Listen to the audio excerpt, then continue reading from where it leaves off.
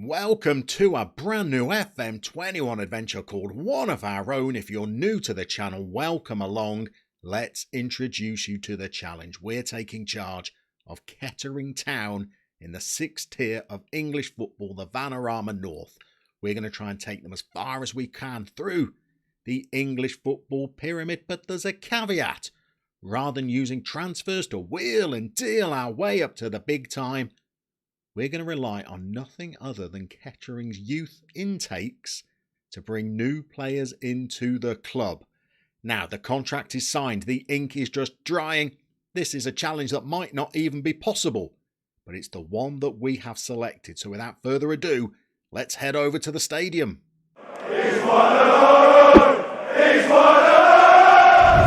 Welcome to Kettering Town, everybody. We've just finished the opening ceremony for our new stand behind the goal here, but I know why you came. You want to see the full panoramic vista of our new surroundings just to help you settle in. Well, my friends, there you go. You can probably already see Babs hard at work in the porter cabin behind me, just preparing for our first pre-season friendly of our tenure. The groundsman's just finished cutting the grass. We are taking on an epic challenge here, my friends, but a challenge with a bit of a difference. So let's introduce you to the rules that we're going to be playing by, starting with our selection policy. So as we said in the intro, we're not going to be trying to transfer and wheel and deal our way to the big time here. No, we're going to play the cards that the FM21 gods have dealt us. If you're contracted to Kettering at the start of the 2020-21 season, well, you're in. But then the doors close and any new recruits we bring in are going to be through our own youth intakes that we will have to develop ourselves. Now, that doesn't mean that you'll never see a transfer during this series. No. It might be that some of our academy prospects outgrow us, particularly whilst we're still a non-league club and we might have to accept offers for them. Well, if that's the case, later on down the road, if the opportunity presents itself, we'll try and bring some of these players back if we can. Maybe even on loan if that's the only way we can get them back. But if we produce them, we can bring them back in the future if we choose to. Now, apart from those basic rules, everything else is pretty standard, really. We're not going to use the player search. No need to when we're just using our own intakes. And we're not going to use the staff search either. Staff are going to be vital in this save, but we're not going to go hunting around in a database for the best ones. We're going to place adverts, see who applies, select the best applicants from those. We're not going to be using any editors. I don't know how to use them, so I couldn't if I wanted to. And we're not going to be downloading any tactics, which is tricky because I am fairly tactically inept. But we're going to do it our way, whether that means that we end up getting sacked or we end up in the Premier League. So without further ado, let's go and have a look behind the scenes of our new club. Let's get acquainted with our new surroundings, and starting with media predictions. They're not predicting all that much in truth. They've got us as 50-1 shots for promotion, predicted to finish in 18th place. That would be enough to avoid relegation, but I think the board might be demanding a little bit more from us if we're going to do anything in this save long term. Well, our youth intakes are going to be key. Here are the facilities that we're working with. We've got adequate training facilities, below average youth facilities, a youth level of 4, which is not bad for this level. We've got average academy coaching and adequate recruitment. It may not sound like much, but at this level, it is competitive. We're going to have to try and improve the club's finances as well. We've got a bank balance of £30,000. We are going to need to run this club on a shoestring if we're going to keep it afloat and potentially build our bank balance so that we can develop our facilities further if we can. Let's have a look at the players that we've got. I've promoted everybody from the under-23s and the under-19s. It gives us just about a full page of players, so we've got a decent squad to choose from. You'll see from looking through their positions, the good news is we've got 2 goalies. The bad news is one of them's 35 and he's going to be 36 this side of Christmas. I'm worried that he might retire at the end of the first season. He looks great for this level, but His backup is not quite so strong, so hopefully, well, we can keep Adam Collin from retiring too soon. You'll then see that we have got an awful lot of people that want to play as striker at this club. And we don't have an awful lot by way of wingers, so we might need to weave that into our tactical considerations. If we have a look at who the coaches are potentially declaring our better players, well, we have got a player that Kettering have just signed from Hamilton in Scotland called Johnny Hunt. For this level, he looks pretty respectable. He's not the quickest, but he can play at left back, left wing back, over on the left wing as well. He looks pretty good. Then we've got Colin, our goalie.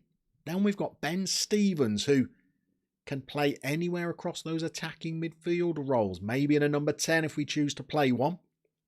Maybe out wide, seeing as we're a bit lacking in those positions. We've got Sam Jones, Flash Gordon himself. He likes to be a poacher or a target man. Again, physically, he's not outstanding, but definitely a reasonable option. We've got another striker that the coaches quite like, Dan Holman. Again, not very quick, but elsewhere he looks good. And we've got another striker that the coaches are quite fond of, Dakari Sheriff, who is a little bit quicker and can finish. Teamwork, work rate. Might be a place for the Sheriff in this starting lineup, I think. We've then got a central midfielder that the coaches don't mind, Ben Milnes. He can pass the ball a bit. His work rate's pretty good. All round, he's not too bad. He's not too bad at all. We've got Luke Graham, our first centre-back. A veteran centre-back, 34 years old. Pace of 7. Looks like an experienced leader. Although we're already looking like quite a slow side, I think. And we've got another striker, Lorne Bickley. Again, no standout physical attributes, but you'll see that this squad is packed full of people that want to be centre forwards. What else have we got in our squad? We've got Connor Kennedy, another central midfielder. Again, a bit like Milnes. He looks okay. He looks pretty solid. Lots of 9s, 10s and 11s. Two central midfielders that don't look too bad. We've got a right back, Gary Storer. Solid. Unspectacular, but physicals are okay. Teamwork, work rate, determination, bravery, aggression. All good things for a defender. That looks all right. We've got another centre-half, Ryan Fryatt. Again, not the quickest, but at least he's a bit younger and we might be able to keep him for a few more years. We've got yet another striker. On loan this time, Joshua Scott. We're not going to send him back just because he's on loan. He's here for the first season when we arrived.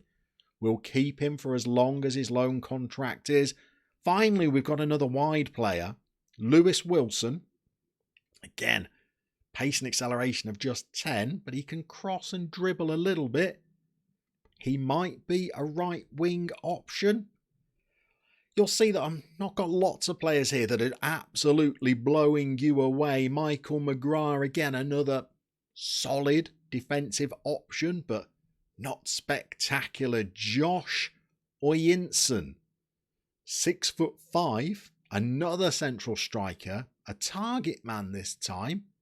Bravery's not great, but aggression's pretty good. Jumping reach of 17 at 6'5". He might be an interesting little option. Now, we've got to have a good think about how we're going to try and squeeze the optimum that we can out of these players that we've got, because we've got no fresh blood coming until that first youth intake. Tactics are going to be key, and many will tell you it's not my strength either. We've got a decision to make. In fact, I'd be interested to hear your opinions down in the comments. I won't necessarily react to them, but I'd like to know what the feeling of the camp is.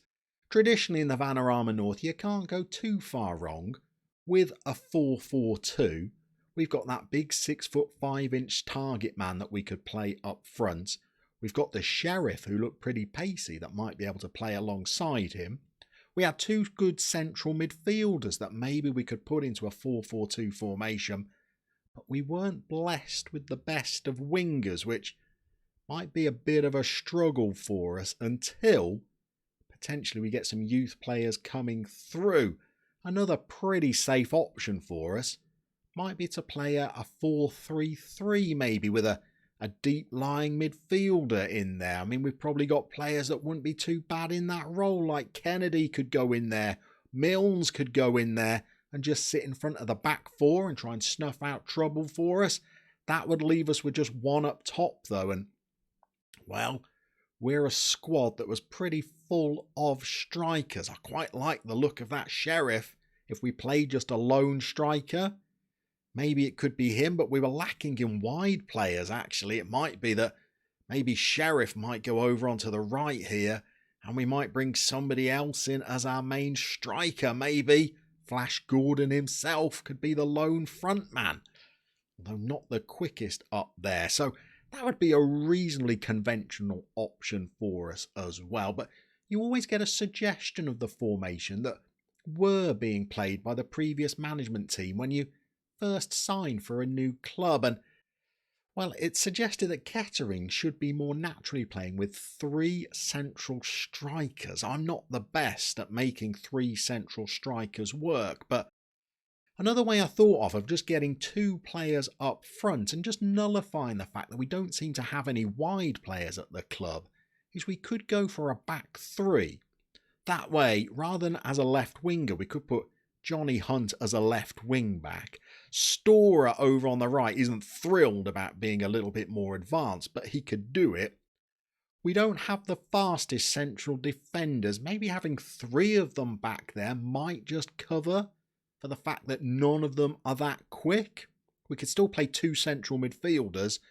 Then we had this player called Ben Stevens who could play as a number 10. He could play as the left winger if we played a 4-3-3, but with 3 at the back, he could play as a number 10. He's got passing of 13 and vision of 10. He can finish as well, and his first touch is pretty good. Definitely an option to consider, and then that would mean that we could have 2 men up top again. We could play Sheriff, and alongside him, well, we could bring in the big target man maybe, and have somebody pretty big, pretty powerful, pretty robust up front alongside Sheriff. Not sure yet. Something to think on. Get your own opinions down in the comments below. Well, look, this is the challenge that we are taking on.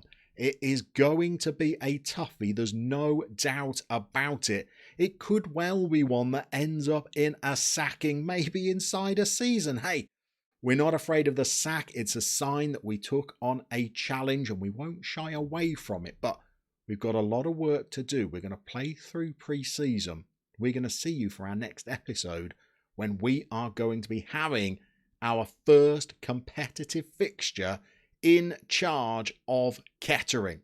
That fixture is going to be against Hereford by the looks of things, and it's an away game as well, so that will make it tricky. Pre-season is going to be vital, I think, to get the boys used to the way that we're going to play tactically.